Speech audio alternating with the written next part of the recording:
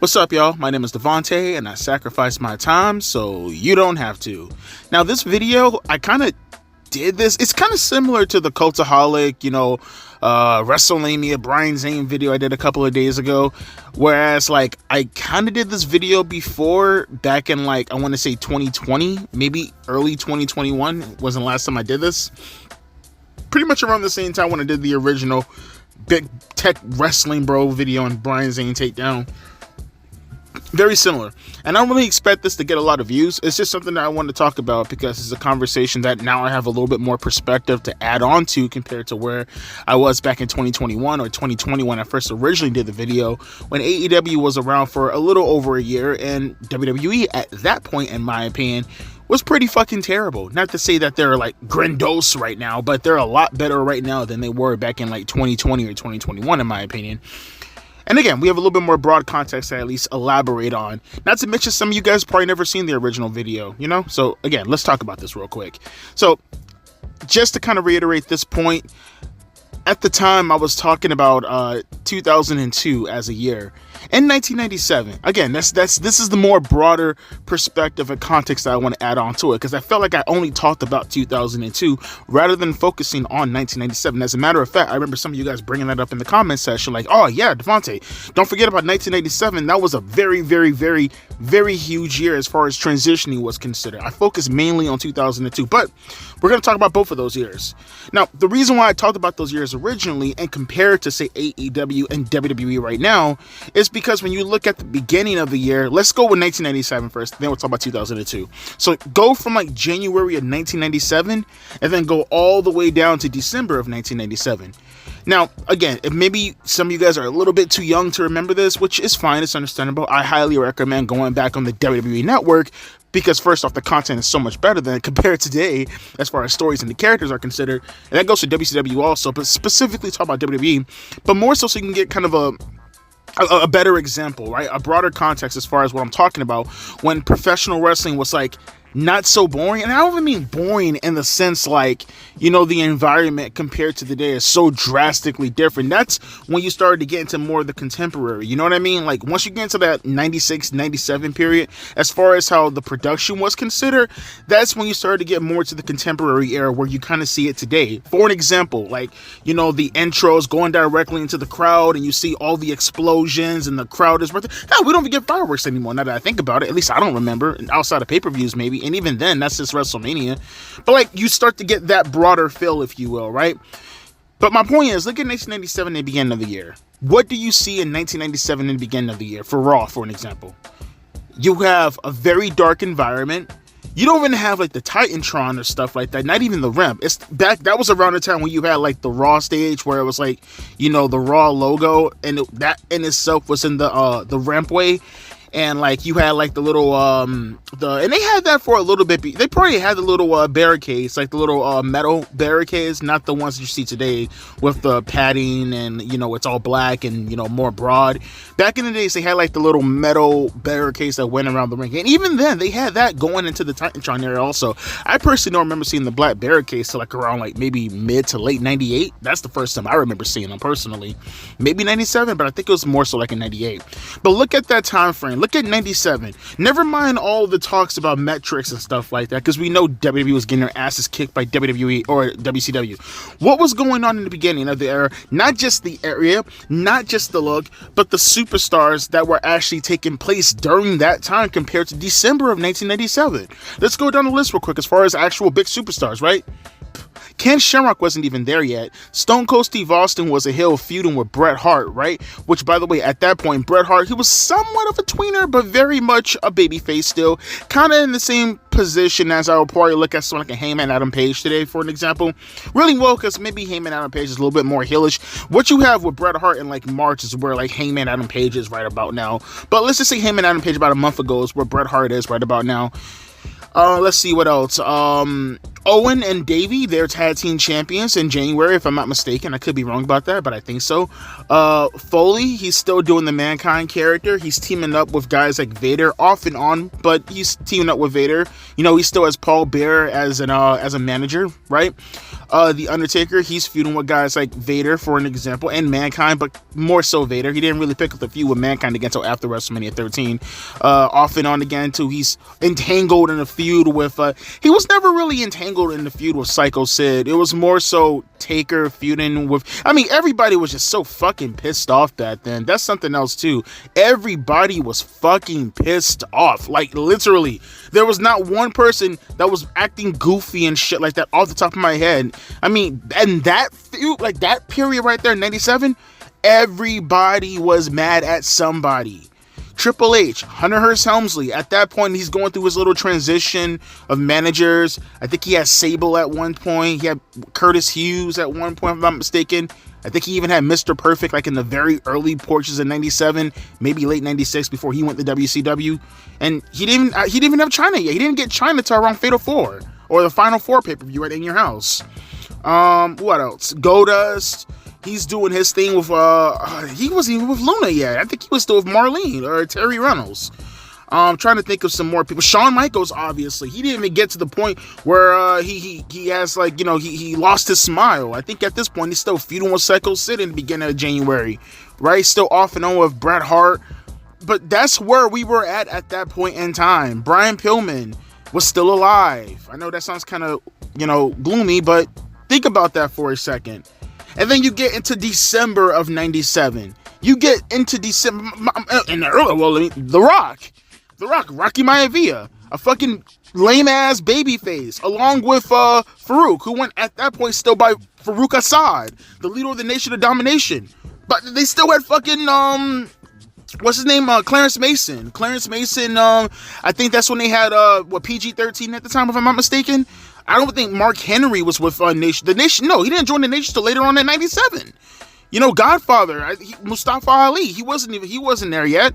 Or Kama Mustafa. D'Lo Brown was still, he wasn't even a wrestler yet. He was still just one of these little stand-in bodyguard looking motherfuckers with his corny ass fade. You know, like, you didn't really get anybody. And then look at 97. Austin, he's now like obviously starting to build to the face of the company. We're talking about like New Year's Eve 97. D-Generation X is a thing, right? The Undertaker, he's feuding with this fucking guy named Kane. Mick Foley is now fucking Cactus Jack teaming up with the returning Chainsaw Charlie. Fucking Terry Funk crazy ass. You know, the New Age Outlaws. You know, fuck, in the beginning of 97, what, was Billy Gunn still with, what's his name at that point? With, Bart Gunn? I think so, if I'm not mistaken. Right, I think fucking Road Dogg, he was still trying to fucking get away from that With My Baby Tonight bullshit that Jeff Jarrett goddamn glitched on him before he went to WCW. And then 97, you have the New Age Outlaws feuding with the Road Warriors, who they weren't even there. Were they there? I don't think they were there in the beginning of January. I could be mistaken. Because they had the match with Ahmed and the Nation of Domination at 13 in a little Chicago street fight. Because they were in Chicago that year. Stone Cold Steve Austin, as I mentioned before, the face. Bret Hart isn't even there anymore. You know what I mean? Like, Owen Hart is like now the fucking King of Hearts. You know, or not even the King, he's the Black Heart. Not even the King, he's the Black Heart. Davey Boy already went to WCW. Or left the company at the very least, along with Bret. Unfortunately, Brian Pillman, he passed away. Jim the Anvil Neidhart, he left also. The Hart Foundation is completely done. They weren't even a fucking thing. Bret was still a babyface in January. And the whole thing happened with the Hart Foundation with his heel run. And he was gone by fucking December, along with the rest of the Hart Foundation. Goldust is doing this really, really terrible, fucking crazy, kind of ahead of his time when you think about the LGBT stuff today. Crazy ass gimmick with fucking Luna, which was incredibly uncomfortable when you're a kid and you have to like look at that and your mom walks in the room and you're 6 years old. Long story. My point being this though, look at that. So much of a difference. Shawn Michaels, Triple H, and China have degeneration as Ken Shamrock is now a thing.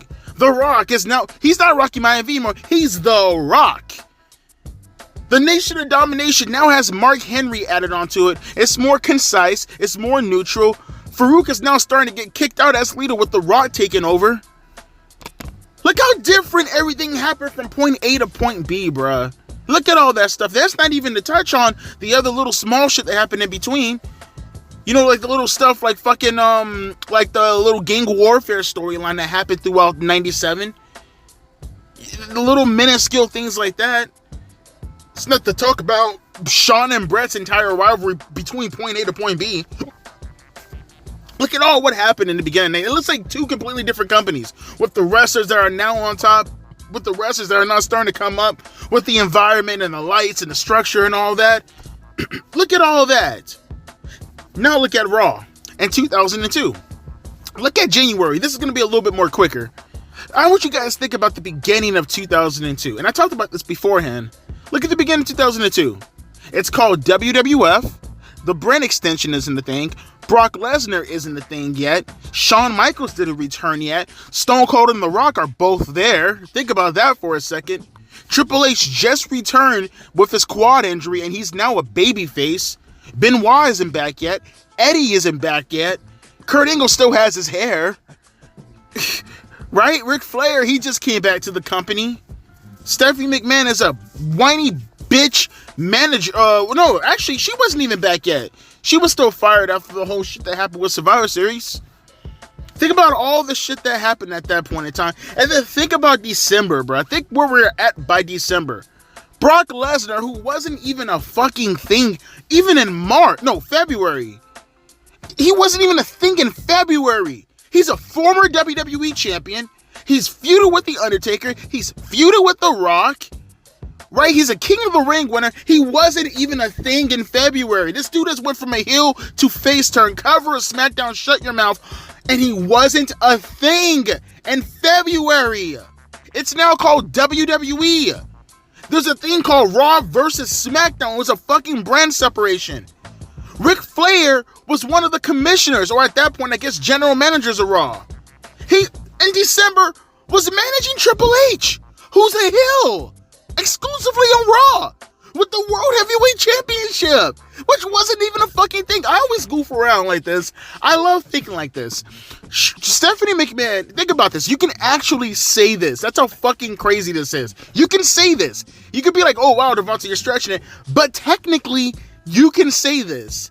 In December of 2002, when Triple H and Shawn Michaels were feuding with Ric Flair in Triple H's corner while he was starting to build up Evolution, you can actually say technically, well, you guys remember last year when you had the Triple H and Stephanie McMahon Helmsley regime with Vince McMahon and, you know, they were feuding with Kurt Angle and all that. You can actually say that. Technically speaking, you can look at that time frame in December and actually say when he was building up Evolution with Flair, hey, last year it was him and Stephanie and Vince McMahon and Shane McMahon. How fucking insane is that in real time saying that out loud? You can say last year looking at that technically speaking.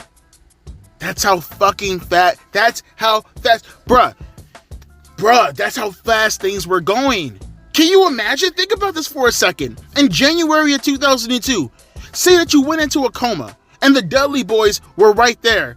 And then you wake up from that coma in December of 2002. You have no fucking clue that the Dudley Boys actually broke up and got back together by the beginning to the end of that year. That's how fast things were going. How fast things were just, bruh. That's what I mean when I say at such a slow pace. Things are so slow right now. You look at AEW, and I swear to God, and this is going for WWE also, don't get it twisted, but I feel AEW is a lot more slower, because look at how they actually produce their fucking feuds. I mean, the fact that Hangman Adam Page and fucking Swerve Strickland are right now feuding, and they're going into a pay-per-view in March, and it legitimately feels like last week they just got started with their fucking Texas Death Match, and in reality, that happened back in what, October? September? Right? It feels like it doesn't even feel like 6 months. It feels like it just happened 2 weeks ago. That's how slow that they're going at the moment. Whereas, I used to make a joke about this with my homeboy Rage. Bruh, the things that they get done in one show, I promise you, back in the days for the Attitude Era, what takes them a month to do would have been a complete episode on Raw or SmackDown. Hell, even WCW to a lesser degree, and I consider them kind of slow also. What Dynamite takes a month to do, they would have got done in one episode. And people are like, well, Devontae, that was around the time with the crash test stuff with Vince Russo and everything was going at a rapid rate. But that's my point though, bruh. Like, you're going so slow when in reality, you can just find fun things to do at that point in time and you can just run with that. You know what I mean? Like, if everything just happens at a rapid pace and it's really, really fun, you just find things to up the ante, right? And you'll always reset yourself after the pay-per-view because that character now has to go up against another character. And if you have to stretch it out and go a little bit longer, but damn it, that's just called a novel. Now you're telling a legitimate story. I say this all the time. People don't think about this. Technically speaking, the rivalry between Kane and The Undertaker technically started in April of 97. Maybe early May, but around April 97. Right after Revenge of the Taker is when the blackmail stuff started happening with Paul Bearer and The Undertaker. Technically speaking, that was the origin of Kane. And they did not touch. Bell did not ring with those two until the very tail end of March. I want to say this one more time. They legitimate, and it wasn't like, and again, it's not like Jey Uso and Jimmy Uso where you have to distance yourself so much and then you come back to the story like 7 or 8 months down the road. No. They consistently hit on that story with Paul Bearer and The Undertaker and the blackmail stuff. They consistently had that going throughout Taker's title reign. So they always kept the story interesting without having to divert from the story. Taker and Kane started in April of 97 and it culminated in March of 98 for the first match. Do not tell me it can't be done. Yes, it can. Absolutely, it could be done. It could absolutely be done. You could have. Jimmy and Jay is a perfect example of that. Maybe there could have been a stipulation with Jey Uso and Roman Reigns, and Roman could have made a stipulation, okay, and if I beat you, you are exiled from the WWE. You are exiled. You can't come back. You can't do anything. And ironically, talking about Owen Hart earlier with the Blackheart stuff, you can absolutely have Jey Uso doing his best to screw over the bloodline from a distance, and that can go on for months. That can go on for months. And that could have built up going into War Games. That could have been a stipulation where you could have built a stipulation within War Games without even thinking about it. They need a guy to come back to War Games and they want to bring in Jey Uso, but they remind them about the stipulation regarding Jey Uso not being able to come back into the WWE or something along the lines of that. And one of the higher powers, one of the higher chiefs, people who are above Roman Reigns, maybe his own father, who knows, people who are a higher, upper echelon, could have brought back Jey Uso to something like War Games, for an example, right? And then him and Jimmy Uso could have had something going on with that. Now, granted, it would have probably got overshadowed regardless of the CM Punk stuff and Randy Orton stuff, but I'm just throwing out some ideas. There are things that you could have done to have that shit prolonged going into November.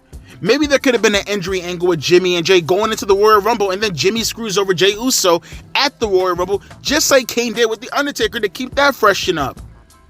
Maybe you could have done multiple things to build that up. I'm just throwing out ideas, obviously. These are not guaranteed. But to just be so lazy as to just put off the Jimmy and Jey Uso, I'm just using them as an example, okay? To be so lazy to put them off and then jump back into the angle last night. Like, bruh, come on, you couldn't have done stuff to keep that shit interesting while still touching on the story. They did it back in the Attitude Era. And that's my problem with wrestling nowadays. One of my many problems with it is that everything just goes so slow. Everything feels so boring, man. You don't keep things, like, I don't know, you don't keep things entertaining at all. Like, and it comes right back to not doing vignettes. It comes right back to not having more promos. Good promos, by the way. And I don't just mean promos in the middle of the ring or backstage either.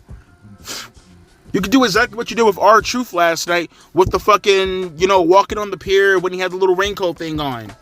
The poncho or whatever it's called. But, in a serious manner. With serious superstars. In a serious angle. You could do multiple of those. While still having matches in between. And angles running. Or promos. There are multiple tools. We're acting like this is like a real sport. It's predetermined. It's fake. It's a TV show. Multiple things that you could do, whether it's WWE, whether it's AEW. I talked about a couple of weeks ago with Hangman Adam Page and Swerve Strickland and them going right now into a triple threat match, when in reality there was so much you could have done to build up to this, but you already did the fucking Texas Death Match, when in reality that could have just been another number one contenders match. Multiple things you could have done. Edge and Christian. You had 2 matches with them already, but you expect me to want to give a fuck about Edge and Christian going into this pay-per-view or going into Double or Nothing when they already had 2 matches? Come on, bro.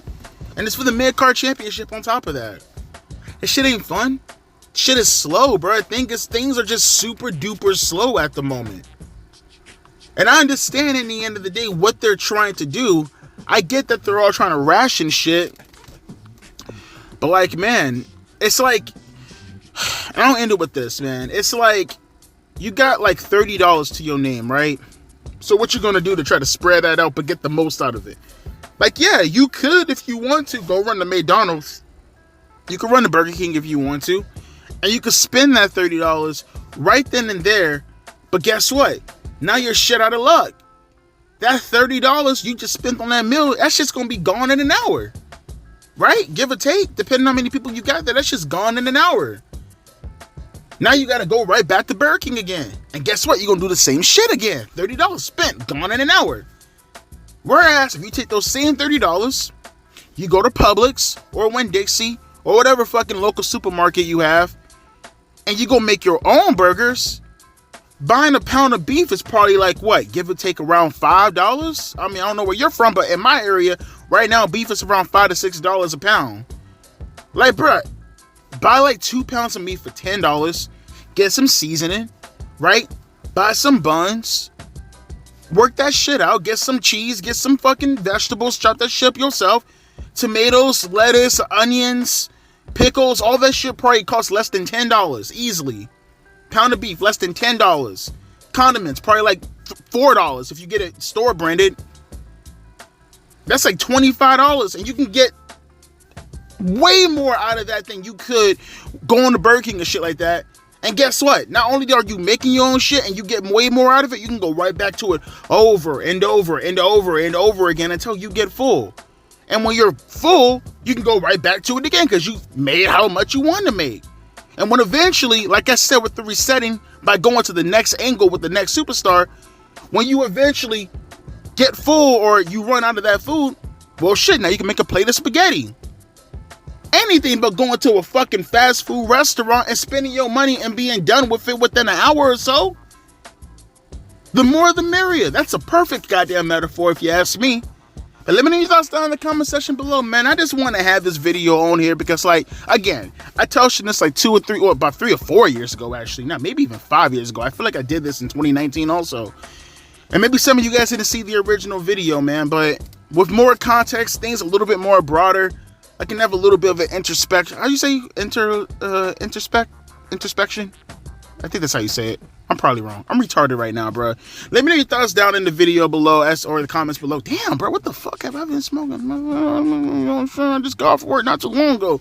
I ain't planning on getting hot to alert on tonight, you know what I'm saying? As always, my name is Devontae. Let me get the fuck up out of here, man. Deuces, P. Eyes.